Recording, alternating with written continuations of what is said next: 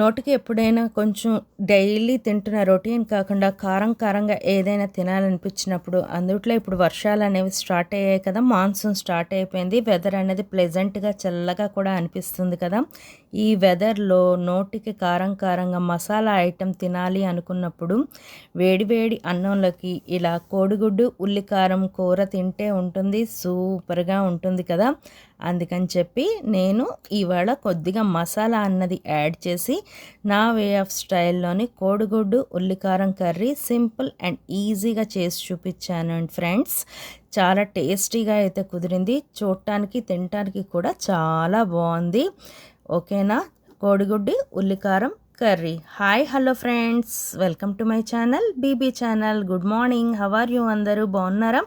అందరూ బాగుండారని ఆ దేవుడిని అయితే కోరుకుంటున్నాను. ఓకే, ఇవాళ చేసి చూపిస్తున్నాను కోడిగుడ్డు ఉల్లికారం. దీనికోసమని ఎగ్స్ తీసుకొని బాయిల్ చేసి ఒక సైడ్కి పెట్టుకున్నాను. నెక్స్ట్ కట్ చేసుకున్న ఉల్లిపాయలు తీసుకున్నాను. ఉల్లిపాయలను అయితే ఇదిగోండి పెద్దగా కట్ చేసుకున్నాను. వీటిని అయితే మిక్సీ చేసుకొని నేను పక్కన పెట్టుకుంటాను. నెక్స్ట్ మసాలా చేయటానికి అని చెప్పేసి కొంచెం అల్లం అండ్ వెల్లుల్లి తీసుకున్నానండి. ఇవన్నీ మసాలా చేసి వేస్తాను. నెక్స్ట్ జీలకర్ర అండ్ ధనియాలు, జీలకర్ర ధనియాలు కొంచెం వాటర్లో నానపెట్టేసి ఉంచేసుకున్నాను, అవి వేసాను.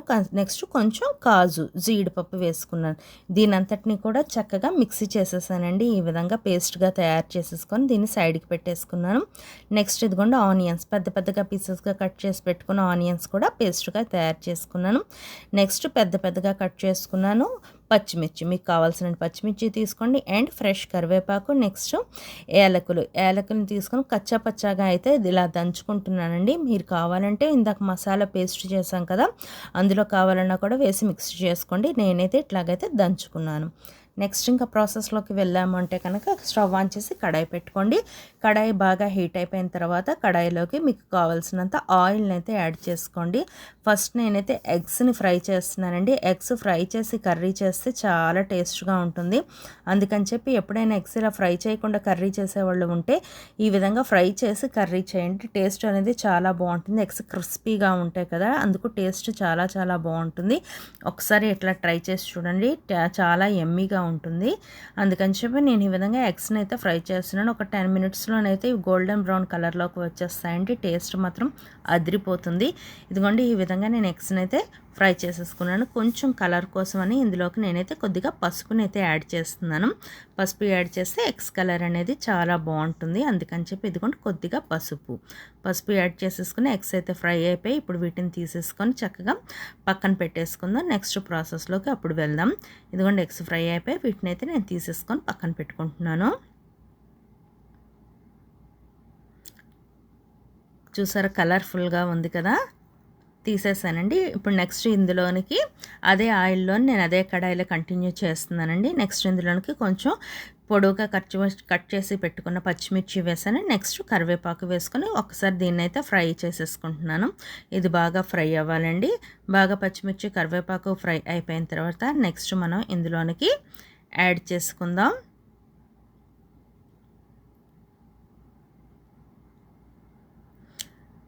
ఆల్రెడీ మిక్సీ చేసేసుకొని పెట్టుకున్నాను కదా మసాలా పేస్టు. ఆ మసాలా ప్యూరీని అయితే ఇందులోనికి అయితే యాడ్ చేసుకుంటున్నాను. ఇదిగోండి మసాలా పేస్ట్ వేసుకొని పచ్చి వాసన పోయే వరకు బాగా ఫ్రై చేసుకుంటున్నాను.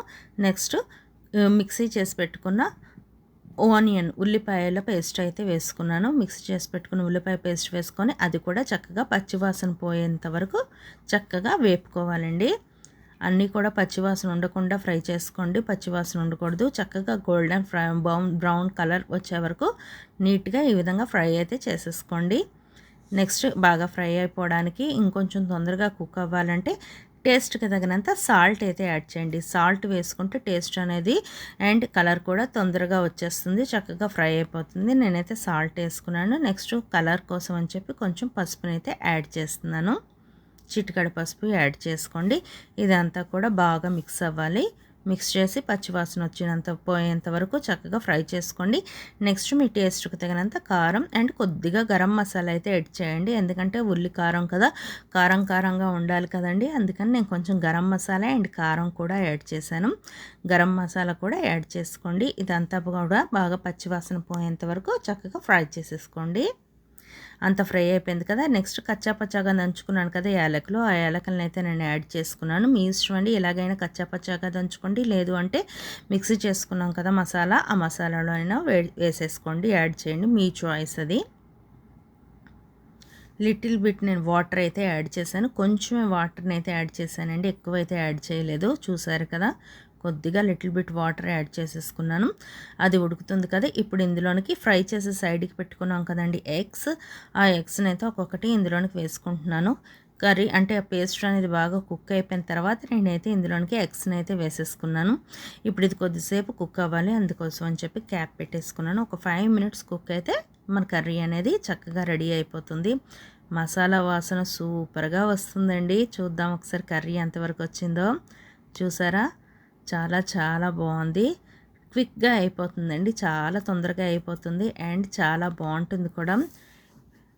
కోడిగుడ్డు ఉల్లికారం కర్రీ అనేది రెడీ అయిపోయింది. చూడండి ఎంత బాగుందో. ఈ వర్షాలు పడుతున్నప్పుడు ఈ వెదర్లోని ఇలా తింటే చాలా బాగుంటుంది కదా. వేడివేడి అన్నంలో చేసుకొని తినండి, లేదా చపాతీతో కూడా కాంబినేషన్ చాలా బాగుంటుంది. మీ అందరికీ నచ్చింది అనుకుంటాను.